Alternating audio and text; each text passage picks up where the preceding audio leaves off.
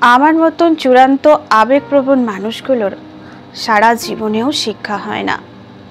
জীবন তার আসল রূপ রং ধারণ করে আমাদের শেখাতে আসে, আমাদের চেনাতে আসে।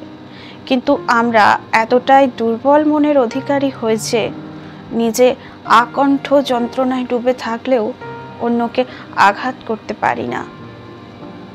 আমরা ঠেকতে ঠেকতে শিখি, আবার শিখতে শিখতে হঠাৎ ঠকেও যাই। আসলে আমরা ঠকতে ভালোবাসি, আমরা ভাঙার বদলে গড়ার চেষ্টা করি।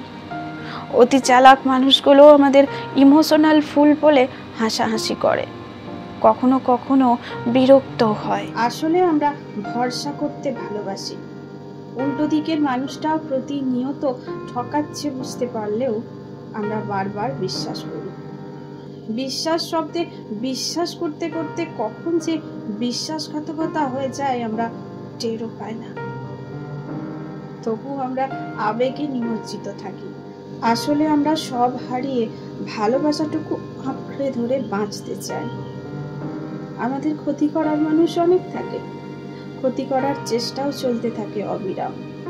কিন্তু বিশ্বাস করুন, আমাদের বিশেষ কোনো ক্ষতি হয় না, কারণ আমরা মানসিকভাবে অশক্ত হলেও বিষাক্ত নই।